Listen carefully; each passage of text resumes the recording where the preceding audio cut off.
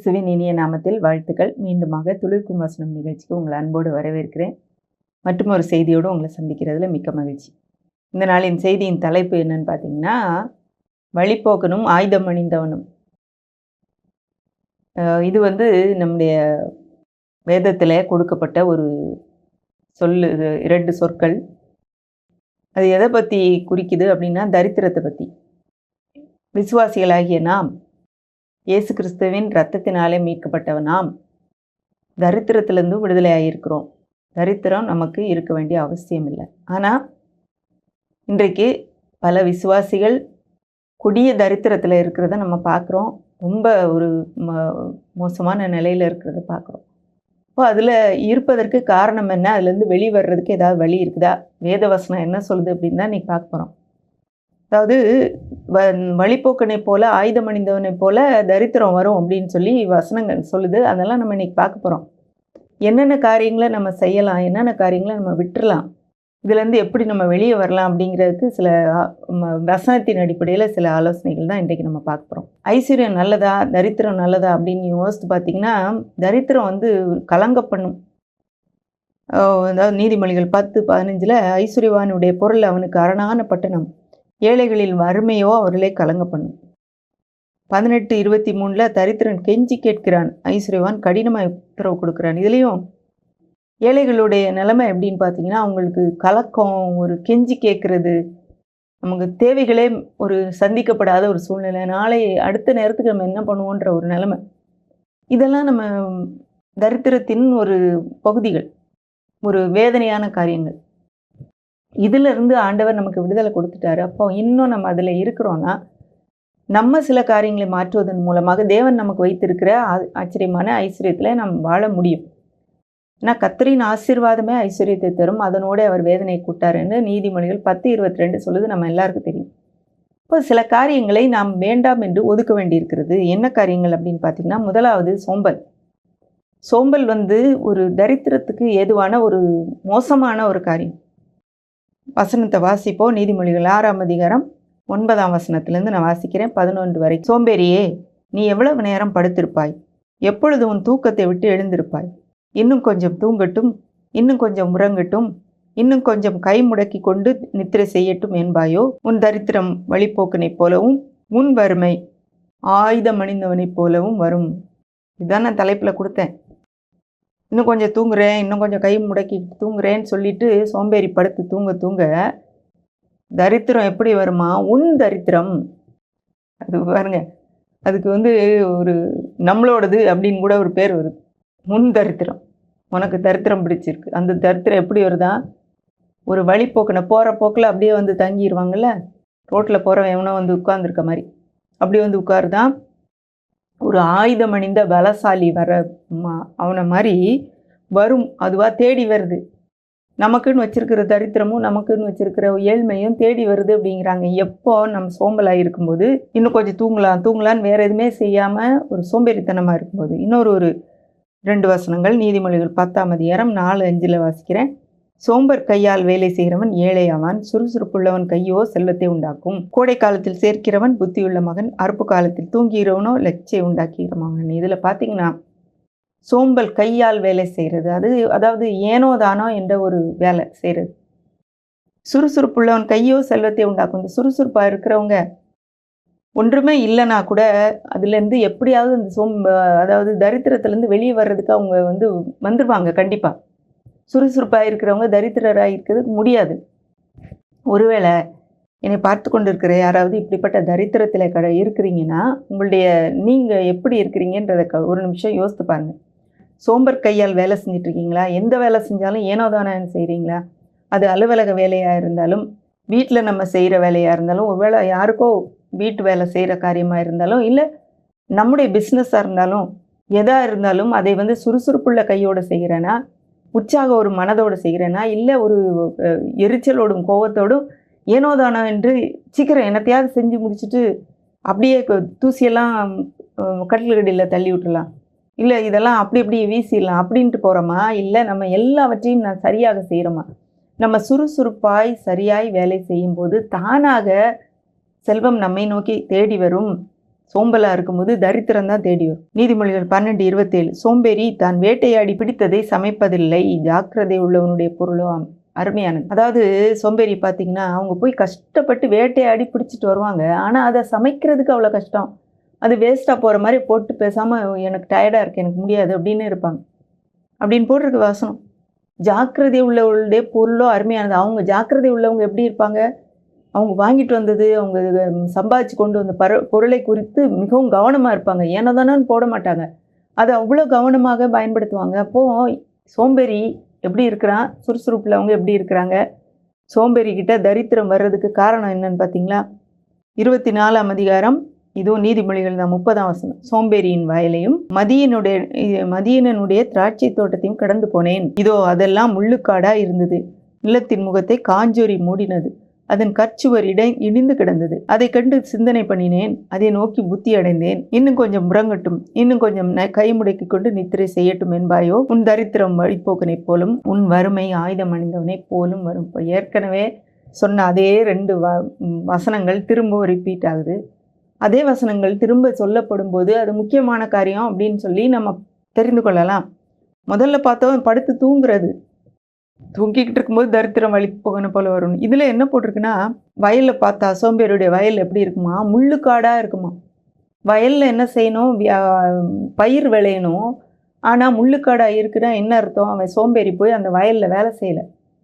அது தேவையில்லாத காரியங்களும் முள்ளும் எல்லாமே அதில் முளைச்சி கிடந்தது. அதனுடைய சுற்றுச்சுவரெல்லாம் இடிந்து கிடக்குது.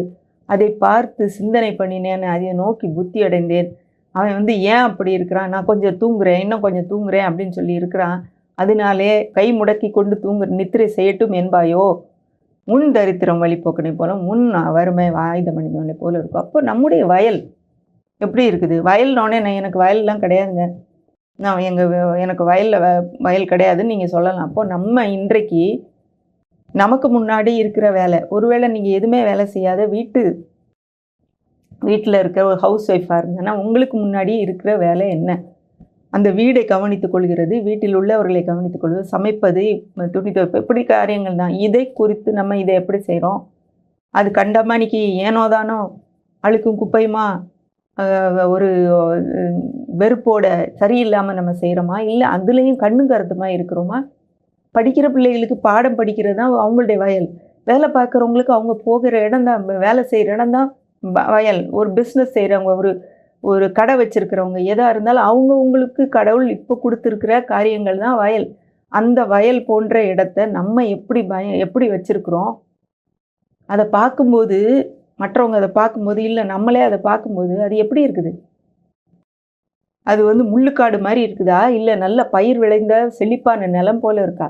நீங்கள் செழிப்பான நிலமாக வச்சுருந்தீங்கன்னா கண்டிப்பாக தரித்திரத்தில் இருக்க முடியாது. ஒருவேளை அந்த சோம்பேறித்தனம் என்னை பார்த்து கொண்டு இருக்கிற யாருக்காவது இருக்குன்னா இன்றைக்கு அதுலேருந்து வெளியே வந்துடுங்க. கர்த்தர் உங்களுக்கு கொடுத்த நிறைவான ஆசீர்வாதத்தையும் ஒரு ஐஸ்வர்யத்தை நீங்கள் அனுபவிக்க வேண்டுமானால் சோம்பேறித்தனத்துக்கு இடம் கொடுக்க வேண்டாம். இது பிசாசுட்டேருந்து வருது. பிசாசுக்கு நம்ம ஒத்துழைச்சிக்கிட்டு பேசாமல் படுத்து கிடந்து கடவுள் எனக்கு ஒன்றுமே செய்யலைன்னு சொல்ல முடியாது. அதனால் முதல்ல நாம் விட்டுவிட வேண்டிய காரியம் ஒரு சோம்பேறித்தனம். 2வது காரியம் தவறான நண்பர்கள். இன்றைக்கு நண்பர்கள் யார் என்பதை வைத்து தான் நம்மளுடைய வாழ்க்கை எங்கே இருக்குது அப்படின்னு சொல்லி நினைத்து கொள்ளலாம், நம்ம அறிந்து கொள்ளலாம். ஒருவேளை உங்களுடைய வாழ்க்கை சரியில்லாமல் இருக்குது, ஒருவேளை இன்னும் தரித்திரத்தில் இருக்கீங்கன்னா நீங்கள் சரியான நண்பர்களோடு சேர்ந்தீங்கன்னா கண்டிப்பாக இந்த தரித்திரத்துலேருந்து வெளியே வந்துடுவீங்க. தவறான நண்பர்களோடு இருந்தீங்கன்னா உங்களுக்கு இருந்த பணமும் ஒன்றும் இல்லாமல் போயிடும். அந்த பணம் கூட நிலைக்காது, அது கூட உங்களுக்கு நிரந்தரமாக இருக்காது. ஏன்னா அவங்களுடைய வழிகளை தான் நீங்கள் கற்றுக்கொள்வீங்க. அவங்க தேவையில்லாததுக்கு செலவழிப்பாங்க, உங்களை ஏமாற்றி வாங்குகிற மக்கள் இருப்பாங்க. நீங்கள் அவங்களுக்கு கொடுக்கணும்னு சொல்லாட்டா கூட, கொடுக்க முடியாட்டா கூட நீ எப்படியாவது எங்கேயாவது கடன் வாங்கி கொடுன்னு கேட்டு அவங்களுக்காக சைன் போட வைப்பாங்க. இப்படிப்பட்ட தவறான நண்பர்கள் மூலமாக கெட்டு போனவர்கள் நிறைய பேர் இருக்கிறாங்க. வசனம் சொல்லுது சங்கீதம் 1:1 துன்மார்க்கருடைய ஆலோசனையில் நடவாமலும், பாவிகளுடைய வழியில் நில்லாமலும், பரியாசக்காரர் உட்காரும் இடத்தில் உட்காராமலும் அப்படின்னு சொல்லப்படுது. இதில் நிற்காத, நடக்காத, உட்காராத. ஏன்னா துன்மார்க்கர், பாவிகள், பரியாசக்காரர் இவங்கெல்லாம் வேண்டாம், இவங்களோடலாம் சேராது அப்படின்னு சொல்லப்படுது. நீதிமொழிகள் 1ஆம் அதிகாரம் 10ஆம் வசனத்தில் மகனே, பாவிகள் உனக்கு நயங்காட்டினாலும் நீ சம்மதியாதே. எங்களோடே வா. இரத்தம் சிந்தும்படி நாம் பதிவிருந்து குற்றமற்றிருக்கிறவர்களை முகாந்திரமின்றி பிடிக்கும்படி ஒளித்திருப்போம். பாதாளம் விழுங்குவது போல நாம் அவர்களை உயிரோடு விழுங்குவோம். குழியில் இறங்குகிறவர்கள் விழுங்கப்படுவது போல அவர்களை முழுமையும் விழுங்குவோம். விலையுயர்ந்த சகலவித பொருட்களையும் கண்டடைவோம். கொள்ளை பொருளினால் நம்முடைய வீடுகளை நிரப்புவோம். எங்களோட பங்காளியாயிரு, நம்ம எல்லாருக்கும் ஒரே பை இருக்கும் என்று அவர்கள் சொல்வார்களாகில், என் மகனே, நீ அவர்களோடு வழி நடவாமல் உன் காலை அவர்கள் பாதைக்கு விலக்குவாயாக. இதில் என்ன சொல்லப்படுது? தயவுசெய்து அவங்களோட சேராத. நம்ம வந்து சேர்ந்து இந்த தப்பு பண்ணலாம் அப்படின்னு பிளான் பண்ணுறாங்கன்னா அந்த நபர்களோட சேராதீங்க அப்படின்னு சொல்லப்படுறது. அப்போது தவறான நண்பர்கள் நமக்கு இருந்தார்களானால் நம்முடைய வாழ்க்கை நாம் தரித்திரத்துக்கு நேராக போக முடியும். கடனுக்கு தேவையில்லாத கடன் பிரச்சனை, ஒரு தேவையில்லாத காரியங்களுக்கு அவர்கள் நம்ம இழுத்துட்டு போயிடுவாங்க. அவங்க வழியில் போகாத, அந்த பக்கமே நிற்காத, வந்துரு அந்த பாதையிலே போகாத, பாதைக்கு விலகு அப்படின்னு சொல்லிட்டுருக்கு. 19ஆம் வசனத்தில், பொருளாசையுடைய எல்லாருடைய வழியும் இதுவே, அது தன்னை உடையவர்களின் உயிரை வாங்கும். இப்போ இந்த மாதிரி நண்பர்களோடு சேர்ந்துருந்தோன்னா நம்மளும் நம்முடைய உயிரை மாய்த்து கொள்வோம். நாம் தரித்திரத்தில் தான் இருப்போம், அதுலேருந்து வெளியே வர முடியாது. அப்போ என்னை பார்த்து கொண்டு இருக்கிற உங்களுக்கு எப்படிப்பட்ட நண்பர்கள் இருக்கிறார்கள்? ஒருவேளை இந்த மாதிரி நண்பர்களை என்னால் விட முடியல அப்படின்னா அவங்களோடு நேரத்தை செலவழிப்பதை குறைத்து கொள்ளுங்கள்.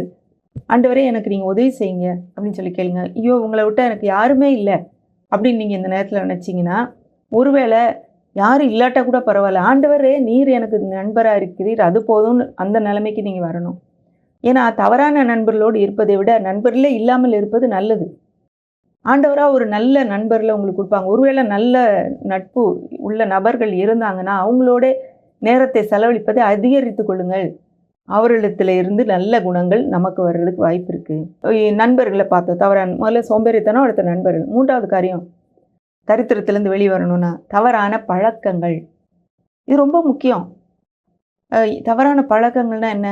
குடி இருக்குது, தவறான உறவுகள், அதாவது விபச்சாரம் போன்ற தவறான பழக்கங்கள், உறவுகள், தீய செயல்கள், அப்புறம் பீடி, கஞ்சா, புகையிலை, பாக்கு போடுறது, போதைப் பொருளை பயன்படுத்துறது, இப்படிப்பட்ட ஒரு தீமையான பழக்கங்களிலே அடிமையாகிட்டு அதுலேருந்து வெளியே வர முடியாமல் தன்னுடைய பணம் சம்பாதிக்கிற எல்லா பணத்தையும் இதிலே செலவழிச்சிட்டு இருக்கவங்க.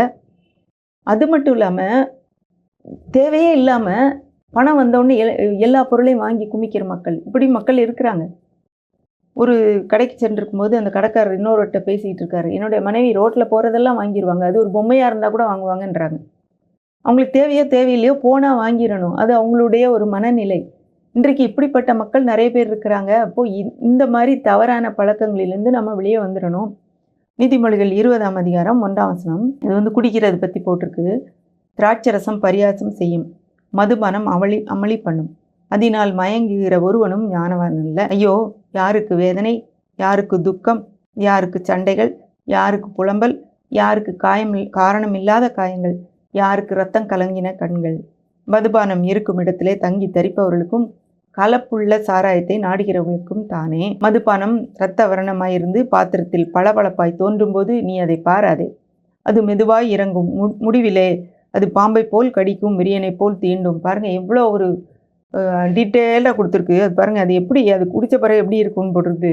34 வசனம், நீ நடுக்கடலில் சயனித்திருக்கிறவனைப் போலவும் பாய்மர தட்டிலே படுத்திருக்கிறவனைப் போலும் இருப்பாய். கடல் நடுவில் போய் படுத்திருக்கிற மாதிரி இருக்குமா. என்னை அடித்தார்கள், எனக்கு நோகவில்லை, என்னை அறைந்தார்கள், எனக்கு சுரணை இல்லை, நான் அதை பின்னும் தொடர்ந்து தேட எப்பொழுது விழிப்பேன் என்பாய். இன்னும் திரும்ப போய் நான் என்னை அடித்தா கூட எனக்கு சொரணை இல்லைன்னு சொல்லுவாங்களாம். இப்போது இப்படிப்பட்ட குடிப்பழக்கம், ஒரு போதைப் பொருள், ஒரு இந்த காரியங்கள்லாம் ஒருவேளை எனக்கெல்லாம் அது இல்லைன்னு நீங்கள் நினைக்காதீங்க. நம்ம இருக்கிற சூழ்நிலைகளில் நிறைய இடங்கள்ல இருக்குது. ஒருவேளை உங்களுக்கு அறிமுகமானவர்கள், உங்களுடைய தகப்பனோ அல்லது உங்களுடைய பிள்ளைகளோ அல்லது உங்களுடைய கணவரோ இப்படிப்பட்ட காரியங்களுக்கு அடிமைகளாக இருந்தாங்கன்னா ஆண்டவர் அவர்களை விடுதலையாக்க முடியும். அவர்கள் நிமித்தம் கூட நீங்கள் தரித்திரராக இருக்கலாம். இல்லை, ஒருவேளை நீங்கள் பார்த்துக்கிட்டு இருக்கவங்க இப்படிப்பட்ட தவறான காரியங்களிலே நீங்கள் வந்து அடிமையாக இருக்கலாம். ஒருவேளை ஆன்லைன் கேம்ஸ், இந்த மாதிரி விளையாடுற காரியங்கள், இப்படி தங்களுடைய பணத்தை இழந்து போகிறதுக்கு நிறையா காரியங்கள் இருக்குது. தவறான பழக்கங்கள், இந்த பழக்கங்கள்லேருந்து நம்ம வந்து வெளியே வந்துடணும். இந்த பழக்கங்களையே ஆண்டவரே எனக்கு விடுறதுக்கு உதவி செய்யுங்க, இதுலேருந்து நான் எப்படியாவது வெளியே வந்துடணுன்றதை நீங்கள் ஆண்டவர்கிட்ட கேட்டு நீங்கள் பெற்றுக்கொள்ளணும். நீதிமொழிகள் 5ஆம் அதிகாரத்தில் 7ஆம் வசனம், ஆதலால் பிள்ளைகளே இப்பொழுது எனக்கு செவி கொடுங்கள், என் வாயின் வசனங்களை விட்டு நீங்காதிருங்கள். உன் வழியை அவளுக்கு தூரப்படுத்து, அவளுடைய வீட்டின் வாசலை கிட்டி சேராதே. சேர்ந்தால் உன் மேன்மையை அந்நியர்களுக்கும் உன் ஆயுசின் காலத்தை கொடூரர்களுக்கும் கொடுத்து விடுவாய். அந்நியர் உன் செல்வத்தினால் திருப்தி அடைவார்கள், உன் பிரயாசத்தின் பலன் குருத்தியாருடைய வீட்டில் சேரும். இப்போ நம்ம சம்பாதிக்கிறது எல்லாங்க நமக்கும் நம்முடைய குடும்பத்துக்கும் போய் சேர வேண்டும். ஆனால் அவங்களுக்கு போகாமல் மற்றவங்களுடைய தேவையில்லாத மக்களுக்கு போய் அது சேருது. நம்ம பட்டினியிலும் பிரச்சனையிலும் ஒரு பயங்கரமான ஒரு சூழ்நிலையிலும் ஆக்கப்படுவது நிச்சயம். தரித்திரம் நம்ம விட்டு போகிறதுக்கு வழியே இல்லை. கையில் காசு இருந்தால் கண்டதையும் வாங்கி வாங்கி சாப்பிட்ற ஆட்கள் இருக்காங்க. சிலர் என்ன செய்கிறாங்க, ஒருவேளை வீட்டில் சாப்பாட்டுக்கே வழி இருக்காது, ஆனால் ஆடம்பரமாக செலவழிக்கணும்னு நினைக்கிறாங்க. மற்றவங்க பார்க்குறாங்க, அவங்களுக்காக நான் ஆடம்பரமான செலவு செய்யணும், அவங்களுக்காக நான் எங்கள் வீட்டில் பெரிய ஒரு பிறந்த நாள் விழா கொண்டாடணும். ஆனால் வீட்டில் பார்த்தீங்கன்னா சாப்பாட்டுக்கே வழி இருக்காது.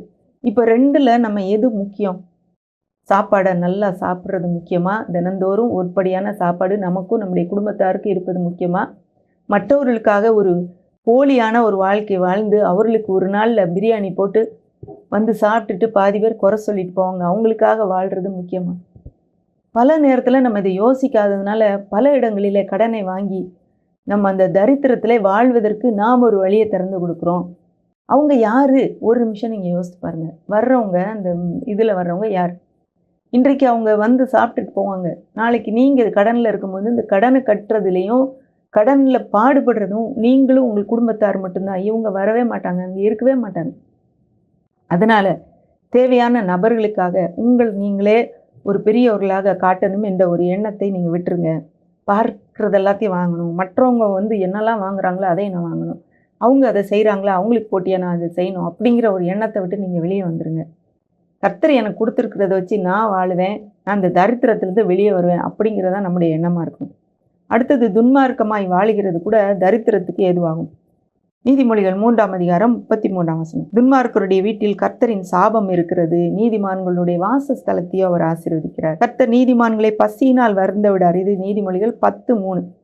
துன்மார்க்கருடைய பொருளையோ அகற்றி விடுகிறார். அப்போ துன்மார்க்கன் வீட்டிலேருந்து பொருளை ஆண்டவரே எடுத்துடுறாராம். 10:2 பார்த்தீங்கன்னா, அநியாயத்தின் திரவியங்கள் ஒன்றுக்கும் உதவாது, நீதியோ மரணத்துக்கு தப்புவிக்கும். இதெல்லாம் பார்க்கும்போது நம்ம துன்மார்க்கமாய் வாழ்ந்துக்கிட்டு இருக்கோம்னா, ஆண்டவருக்கு பிரியமில்லாத காரியங்களை தொடர்ந்து செஞ்சுட்டே இருந்தோன்னா அது தரித்திரத்தில் கொண்டு போய் விடும். இப்போ சில காரியங்களை பார்த்தோம், சோம்பல் இருக்கக்கூடாது, தவறான நண்பர்கள், தவறான பழக்கங்கள், இவற்றிலேருந்து நம்ம வெளியே வந்துடணும், துன்மார்க்கமான வாழ்க்கை வாழக்கூடாது, இதெல்லாம் பார்த்தோம். அப்போ இன்னும் சில காரியங்களை நாம் வாழ்க்கையில் கடைப்பிடிப்பது நல்லது. இந்த தரித்திரத்திலேருந்து வெளியே வரணும்னா சில காரியங்கள், சில பண்புகள் நமக்கு வேண்டும். என்ன அப்படின்னு பார்த்தீங்கன்னா, முதலாவது உதார குணம் வேண்டும். உதார குணம்னா என்னது? தாராளமாய் கொடுப்பது. நீதிமொழிகள் 11ஆம் அதிகாரம் 24, 25, 26 வாசி. வாரி இறைத்தும் விருத்தி அடைவாரும் உண்டு, அதிகமாய் பிசினித்தனம் பண்ணியும் வறுமை அடைவாரும் உண்டு. உதார குணமுள்ள ஆத்துமா செழிக்கும், எவன் தண்ணீர் பாய்ச்சுகிறானோ அவனுக்கு தண்ணீர் பாய்ச்சப்படும். தானியத்தை கட்டி வைக்கிறவனே ஜனங்கள் சபிப்பார்கள், விற்கிறவனுடைய தலையின் மேல் ஆசீர்வாதம் தங்கும். இப்போ பாருங்களேன், மற்றவங்களுக்கு கொடுக்க கொடுக்க விருத்தி அடைவார் உண்டா? ஐயோ கொடுத்தா இல்லாமல் போயிடும், அப்படி கிடையாது. ஆண்டவருடைய கணக்கு வேற. கொடுங்கள் அப்பொழுது உங்களுக்கு கொடுக்கப்படும், அமுக்கி குலுக்கி சரிந்து விழும்படி மனுஷர் உங்கள் மடியிலே போடுவார்கள். இதுதான் கொடுக்கும்போது தன்னால் மற்றவங்களுக்கு கொடுக்கணும். நம்மகிட்ட இருக்கிறது எல்லாத்தையும் கொடுக்கணும்னு இல்லை, எவ்வளோ மேக்ஸிமம் நம்மளால் கொடுக்க முடியுமோ கொடுப்பதற்கென்று ஒரு சில இதை வச்சுக்கலாம். ஏன்னா அது நமக்கு திரும்ப கிடைக்கும். அடுத்து உதார குணமுள்ள ஆத்மா செழிக்கும். யார் செழிப்பாக இருப்பா அப்படின்னா, இப்படி தாராளமாய் கொடுக்கிறவர்கள், ஒருவேளை கஷ்டப்படுகிறவர்களுக்கு உதவி செய்கிறவர்கள், கொடுக்கிறவர்களுடைய ஆத்மா செழிக்குமா. எவன் தண்ணீர் பாய்ச்சுகிறானோ அவனுக்கு தண்ணீர் பாய்ச்சப்படும். நம்ம இன்றைக்கி ஒருத்தவங்களுக்கு கொடுத்தனா யாரோ எங்கே இருந்தாவது நமக்கு வரும். இதுதான் இது வேதத்தின் அடிப்படையில் ஒரு முக்கியமான ஒரு கோட்பாடு. அப்போ தரித்திரத்திலேருந்து வெளியே வரணும். நீங்கள் நினைக்கலாம், ஐயோ எனக்கிட்டே ஒன்றும் இல்லைங்க, என்கிட்ட கொடுக்குறதுக்கு ஒன்றுமே இல்லை, என்கிட்ட காசே இல்லை அப்படின்னீங்கன்னா, உங்கள்கிட்ட இருக்கிற டைமை கொடுக்கலாம், உங்கள்கிட்ட இருக்கிற ஒரு உற்சாகமான வார்த்தையை கொடுக்கலாம், உங்கள்கிட்ட இருக்கிற ஒரு புன்சிரிப்பை கொடுக்கலாம், அவங்க பேசுகிற காரியங்களை கேட்கலாம், அவர்களுக்காக ஜெபிக்கலாம், இன்னும் இப்படி அவங்களுடைய டைம், அவர்களுக்காக நேரத்தை செலவழிக்கலாம். எப்படி அவங்களுக்கு உதவி செய்ய முடியுமோ அப்படி நீங்கள் உதவி செய்யலாம். இப்படிலாம் உங்களுடைய காரியங்களை நீங்கள் கொடுக்க முடியும், உதார குணமாக இருக்க முடியும். சங்கீதம் 112 9ஆம் வசனம், வாரி இறைத்தான், ஏழைகளுக்கு கொடுத்தான், அவனுடைய நீதி என்றைக்கும் நிற்கும், அவன் கொம்பு மகிமையாய் உயர்த்தப்படும். இதில் பார்த்தீங்கன்னா, வாரி இறைத்து கொடுக்கிறவனுடைய நீதி என்றைக்கும் நிற்கும், அவன் கொம்பு மகிமையாய் உயரும் அப்படின்னு சொல்லி பார்க்குறோம். இதே வசனம் 2 கொரிந்தியர் 9ஆம் அதிகாரம் 9ஆம் வசனத்தில் வருது. வாரி இறைத்தான், ஏழைகளுக்கு கொடுத்தான், அவனுடைய நீதி என்றைக்கும் நிற்கும் என்று எழுதியிருக்கிறபடி ஆகும். இப்போ சங்கீதத்தில் சொல்லப்படுது, இதுலையும் சொல்லப்படுது. அப்போ இது ரொம்ப முக்கியமான ஒரு காரியம். நாம் உதாரத்துவமாய் தாராளமாய் மற்றவர்களுக்கு கொடுப்பது ரொம்ப அவசியம். அந்த கொடுக்கும்போது நமக்கு கொடுக்கப்படும், தண்ணீர் பாய்ச்சும் போது நமக்கு தண்ணீர் பாய்ச்சப்படும். இன்னொரு ஒரு காரியம் நமக்கு தெரியும், கர்த்தரின் மேய்ப்பராக இருக்கிறார், நான் தாழ்ச்சி அடையேன் அப்படிங்கிறது. கர்த்தர் என்னுடைய மேய்ப்பராக இருக்கிறதுனால எனக்கு குறைவே இல்லை அப்படிங்கிறது நமக்கு எல்லாரும் தெரியும். இன்னொரு ஒரு வசனம் பாருங்களேன், நீதிமொழிகள் 28:27, தரித்திரருக்கு கொடுப்பவன் தாழ்ச்சி அடையான். இப்போ தரித்திரருக்கு நம்ம கொடுத்தோன்னா நமக்கு குறைவே இல்லை. இது ஒரு ரொம்ப ஒரு முக்கியமான ஒரு கோட்பாடு. நம்ம நினைக்கிறோம், ஐயோ என் பணத்தை கொடுத்துட்டேன்னா எனக்கே இவ்வளோதான் இருக்குது, என்கிட்ட 100 ரூபா தான் இருக்குது, நான் இதில் எப்படி உங்களுக்கு கொடுக்க முடியும் அப்படின்னு நம்ம நினச்சோன்னா அவ்வளோதான், நமக்கு இருக்கிறது இருக்கும். ஆனால் நம்மகிட்ட இருக்கிறதையும் நம்ம கொடுக்க ஆரம்பித்தோன்னா தாழ்ச்சி அடையவே மாட்டோம், நமக்கு குறைவே இல்லைன்னு சொல்லி இந்த வசனம் சொல்லுது. ஆண்டவருடைய வசனத்தை நீங்கள் நம்புறீங்களா?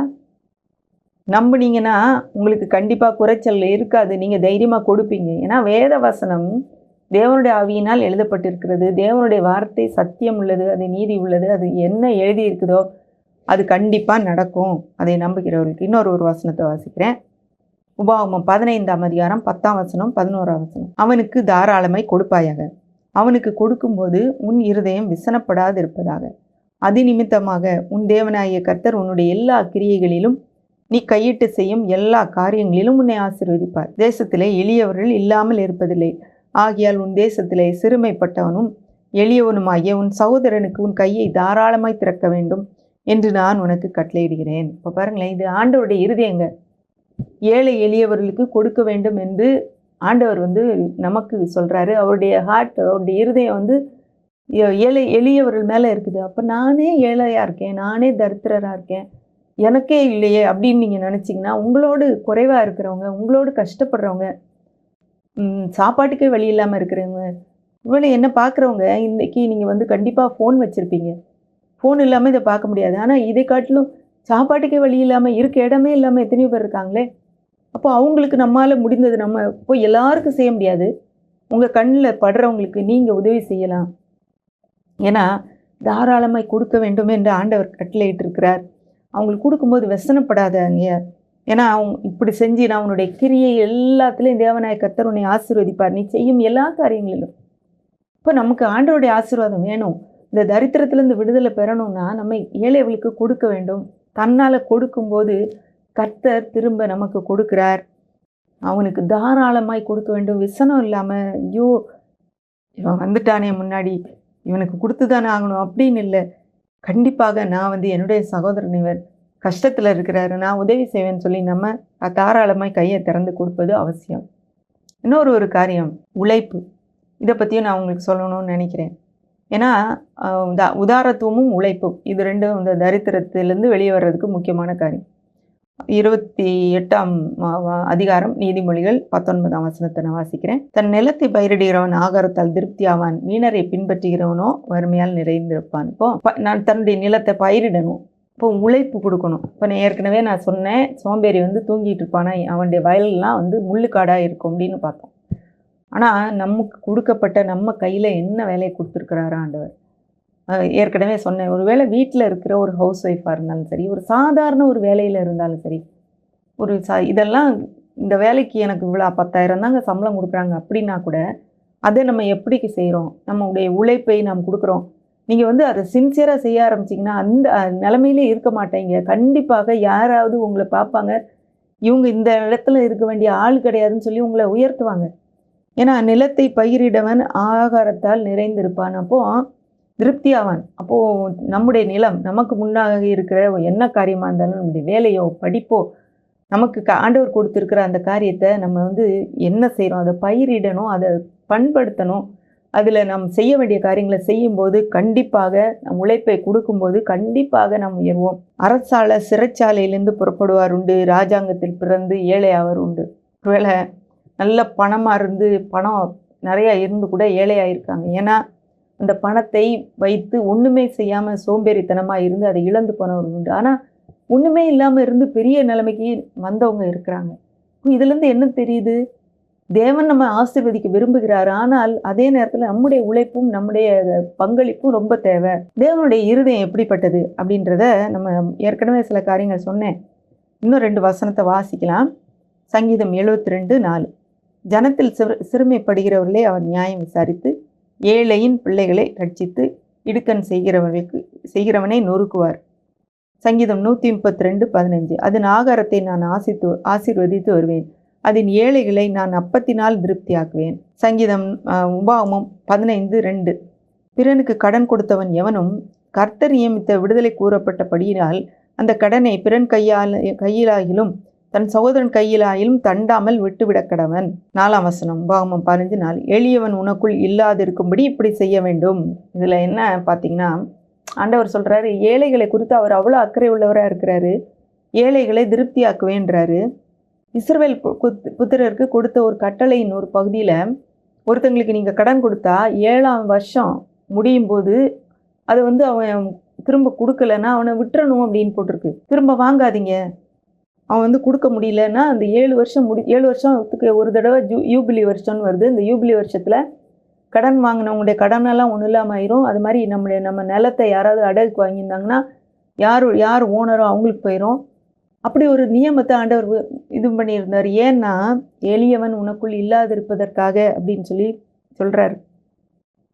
கடனை கூட நீ அவங்களுக்கு மன்னிச்சிருங்கிறார். இது நமக்கு நினச்சா கொஞ்சம் கஷ்டமாக தான் இருக்குல்ல. ஏன் நம்மகிட்ட கடன் வாங்கினவங்ககிட்ட நம்ம எப்படியாவது வாங்கிடணும்னு நினைக்கிறோம். ஆனால் ஆண்டவர் உங்களால் முடியும்னா அதை மன்னிச்சு விட்டுருங்க அப்படிங்கிறார். இப்போது ஆண்டவருடைய இருதயம் ஏழை எளியவர்களை குறித்து அவங்க நல்லா இருக்கணும், அவங்களும் நல்ல நிலைமைக்கு வரணும், அவங்களும் சாப்பாட்டில் திருப்தி ஆகணும், அவங்களுக்கும் நல்ல காரியங்கள் நடக்கணும்னு விரும்புகிறாரு. அதே மாதிரி தான் நம்மளும் இருக்கணும்னு விரும்புகிறாரு. அதே உபாகமம் 15 அதிகாரத்தில் கடைசி 5 வாசிக்கிறேன். உன் தேவனாகிய கர்த்தர் உனக்கு சுதந்திரிக்கும்படி கொடுத்த தேசத்தில் உன்னை மென்மேலும் ஆசீர்வதிப்பார். உன் தேவனாகிய கர்த்தர் உனக்கு சொன்னபடி உன்னை ஆசீர்வதிப்பதினால் நீ அநேகம் ஜாதிகளுக்கு கடன் கொடுப்பாய், நீயோ கடன் வாங்குவதில்லை.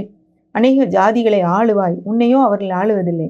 உன் தேவனாகிய கர்த்தர் உனக்கு கொடுக்கும் தேசத்தில் எந்த வாசலிலும் சகோதரர்களில் எளியவனாகிய ஒருவன் இருந்தால் எளியவனாகிய உன் சகோதரனுக்கு உன் இருதயத்தை கடினமாக்காமலும் உன் கையை மூடாமலும் அவனுக்கு உன் கையை தாராளமாய் திறந்து அவனுடைய அவசரத்து நிமித்தம் தேவையானதை கடன் கொடுப்பாயாக. இங்கே பாருங்களேன், எப்படி ஆண்டவர் என்னெல்லாம் சொல்கிறாரு, கட்டளை கொடுத்துருக்காருங்க இஸ்ரவேல் மக்களுக்கு. நமக்கு இதெல்லாம் தெரியும். நீ ஆசீர்வாதமாக இருப்பாய், நீ அநேக ஜாதிகளுக்கு கடன் கொடுப்பாய், நீயோ கடன் வாங்க மாட்டாய், நீ அவர்களை ஆளுவாய், அவர்கள் உன்னை ஆள மாட்டாங்க. அதுக்கு அடுத்த வசனத்திலே போட்டிருக்கு, எளியவன் ஒருத்தன் இருந்தான்னா அவனுக்கு உன் இருதயத்தை மூடாத, இருதயத்தை கடினமாக்காத, உன் கையை மூடாத, கையை தாராளமாக தர, அவனுடைய அவசரத்தை நிமித்தம் அவனுக்கு கொடுத்து உதவி செய். இப்போ ஒருவேளை நம்ம இதுக்கு முன்னாடி கடன் வாங்க மாட்டோம் அதெல்லாம் சொல்லிக்கிட்டு இருக்கோம். ஆனால் நம்ம நமக்கு முன்னாடி கடன்லையும் கஷ்டத்துலேயும் இருக்கிறவங்களை பார்த்து அவங்களுக்கு கொடுக்குறோமா? ஒருவேளை அந்த தரித்திரத்தில் இல்லாதவர்கள் என்னை பார்த்து கொண்டிருந்தீங்கன்னா, ஒருவேளை நீங்கள் இந்த நேரத்தில் ஒரு பிரச்சனையில் இருந்தாலும் உங்களால் முடிந்த அளவு நீங்கள் மற்றவர்களுக்கு உதவி செய்கிறீர்களா? நாம் மற்றவர்களுக்கு உதவி செய்யும்போது நமக்கு உதவி தானாக வரும். இன்னொன்று ஒரு முக்கியமான காரியம் பார்த்திங்கன்னா, இதெல்லாம் இந்த உலகத்தின் கோட்பாடுகள். ஆனால் ஆண்டவர் இதன்படி செயல்படுகிறார். இதற்கு மேலே நாம் விசுவாசிகளாகிய நாம் தரித்திரத்திலிருந்து விடுதலையாக்கப்பட்டிருக்கிறோம். நான் சொன்னேன் இந்த காரியத்தை. அது எங்கே உள்ள வசனம்னு பார்த்தீங்கன்னா 2 கொரிந்தியர் 8ஆம் அதிகாரம் 9ஆம் வசனம் வாசிக்கிறேன். நம்முடைய கர்த்தராகிய இயேசு கிறிஸ்துவின் கிருபையை அறிந்திருக்கிறீர்களே, அவர் ஐஸ்வர்யம் உள்ளவராயிருந்தும் நீங்கள் அவருடைய தரித்திரத்தினாலே ஐஸ்வர்யவான்கள் ஆகும்படிக்கு உங்கள் நிமித்தம் தரித்திரர் ஆனாரே. இந்த வசனத்தில் ரொம்ப தெளிவாக போட்டிருக்குங்க. அந்த 8ஆம் அதிகாரம் முழுவதுமே பணத்தை பற்றி தான் பேசுது. இது ஆவிக்குரிய காரியம் அப்படின்னு நீங்கள் சொல்ல முடியாது. இங்கே உலகத்தில் உள்ள பணத்தை பற்றி தான் பேசிகிட்டு இருக்கு அதிகாரம் முழுவதுமே. இப்போ 9ஆம் வசனத்தில் அவர் சொல்கிறாரு, ஐஸ்வர்யம் உள்ளவராக இருந்தாராம் இயேசு, ஆனால் அவருடைய தரித்திரத்தினாலே நீங்கள் ஐஸ்வர்யவான்களாகும்படி உங்கள் நிமித்தம் தரித்திரரானார். எப்போ தரித்திரரானார்? இங்கே பிறக்கும்போது தரித்திரரானார் இல்லை, இந்த உலகத்தை வாழும்போது தரித்திரரானார் கிடையாது. ஏன்னா அவர் இந்த உலகத்தை படைத்தவர். இங்கே அவருக்கு ஆஸ்திகளால் பணி செய்த நிறைய பேர் இருந்தாங்க. அது மட்டும் இல்லாமல் அவர் நினச்சா 5 10 2 மீனை வைத்து 5000 பேருக்கு மேலே உள்ளவங்களுக்கு போஷிக்க முடிஞ்சது. ஒரு மீன் வாயிலிருந்து பணத்தை எடுத்து வரி கட்ட முடிஞ்சது. இதெல்லாம் அவரால் செய்ய முடிஞ்சது. அவர் தரித்திரமாய் வாழவில்லை. ஆனால் சிலுவையிலே நமக்காக தரித்திரரானார். அதனால தரித்திரராய் இருக்கிற உங்களை பார்த்து நான் சொல்கிறேன், விசுவாசிகளாகிய நீங்கள் தரித்திரத்திலிருந்து விடுதலையாக்கப்பட்டிருக்கிறீர்கள். எப்படி சிலுவையிலே நம்முடைய பாவங்களுக்காக ஒரு பரிகாரம் செலுத்தினது போல நம்முடைய தரித்திரத்துக்காகவும் ஒரு பரிகாரம் செலுத்தி இருக்கிறார். இது அந்த ரட்சிப்பிலே இது ஒரு பகுதி. இதை நம்ம என்று விசுவாசித்து ஏற்றுக்கொண்டு நான் தரித்திரராக இருக்க வேண்டிய அவசியம் இல்லை என்பதை முதல்ல நம்முடைய மனதில் கொண்டு வர வேண்டும். அது நமக்கு உண்மையாகும் வரைக்கும் அதை நம்ம தியானித்து இன்றைக்கு பார்த்த சில காரியங்கள், தவறான பழக்கங்களிலிருந்து நம்ம விடுதலை பெற வேண்டும். சோம்பேறித்தனம் இருக்கக்கூடாது. தவறான நண்பர்கள், துன்மார்க்கமான வாழ்வு, இதிலிருந்து வெளியே ஒரு உழைப்பும் உதாரத்துவமும் உள்ள ஒரு வாழ்க்கை, மற்றவர்கள் கொடுக்கிற வாழ்க்கை நம்ம வாழும்போது ஆண்டவர் கண்டிப்பாக நம்ம இதில் வெளியே வர்றதுக்கு நமக்கு உதவி செய்வார். இன்னொன்று, இது அப்படி செஞ்சு அடுத்த நாளே நம்ம வெளியே வந்துடுவோன்னு கிடையாது. இது ஒரு கண்டினியூஸ் ப்ராசஸ், ஒரு தொடர்ச்சியான ஒரு நடைமுறையாக இருக்க வேண்டும். தினந்தோறும் தினந்தோறும் தினந்தோறும் அது நம்ம சைக்கிளாக செஞ்சுக்கிட்டே இருக்க ஒரு நாள்லேயே கண்டிப்பாக நம்ம வெளியே வருவோம். இன்றைக்கி ஒரு நாள் நான் சோம்பேறித்தனமாக இல்லை, அடுத்த நாள் சோம்பேறித்தனமாக இருக்கலாம் அப்படின்னு இல்லை. இது ஒரு பழக்கமாக வைத்து நாம் கண்டிப்பாக வெளியே ஒரு நல்ல ஒரு நிலைமைக்கு, அவருடைய ஐஸ்வர்யமான நிலைமைக்கு நாம் வர முடியும். தேவனுடைய பிள்ளைகளாகி நாம் தரித்திரராகி இருக்க வேண்டிய அவசியம் இல்லை. ஏன்னா அவர் ஐஸ்வர்ய சம்பன்னர், உலகத்தையும் அண்ட சராசரத்தை படைத்த தேவன் அவர். கர்த்தர் உங்களை அப்படி நடத்துவார் நான் இன்னைக்கு நம்புகிறேன். ஒரு நிமிஷம் நம்ம கண்களை மூடி ஜெபிக்கலாம். கர்த்தாவே, நன்றியோடு உம்மை துதிக்கிறோம், உம்மை ஸ்தோத்திரிக்கிறோம். இந்த நேரத்தில் என்னை பார்த்து கொண்டிருக்கிற யாராவது கடன் பிரச்சனையினாலும், தரித்திரத்தினாலும், ஏழ்மையினாலும் ஆண்டவரே பிடிக்கப்பட்டு ஆண்டவரே விடுதலை பெறதுக்கு வழியே இல்லாமல் இருக்கிறாங்கன்னா, இந்த நேரத்தில் கர்த்தாவே உம்முடைய சிலுவையிலே நீர் எங்களுக்காக தரித்திரராகி உம்முடைய ஐஸ்வர்யத்தை எங்களுக்கு கொடுத்துருக்கிறீர் என்பதை கர்த்தாவே நான் அவருக்கு நினைப்பூட்டுகிறேன்ப்பா. நீங்கள் நினைப்பூட்டுங்க ஆண்டவரே. அவருடைய வாழ்க்கையில் இதுலேருந்து ஆண்டவரே நீங்கள் விடுதலை ஆக்கும்படி ஜெபிக்கிறேன். இந்த கடன்லேருந்து, தேவையில்லாத தரித்திரத்திலேருந்து, ஏழ்மையிலேருந்து, இந்த சாபத்திலேருந்து கர்த்தாவே அவர்களை விடுதலை ஆக்கும்படி ஜெபிக்கிறேன். ஒருவேளை பரம்பரையாக தரித்திரமாக இருந்தாலும் சுவாமி, இந்த நேரத்தில் இயேசுவின் நாமத்தில் விடுதலையானார்கள் என்று பேசுகிறேன். தொடர்ந்து அவர்களை உம்முடைய ஐஸ்வர்யத்துக்குள்ளே நடத்த போகிறதற்காக நன்றி. இயேசுவின் மூலம் கேட்கிறோம் பிதாவே, ஆமென்.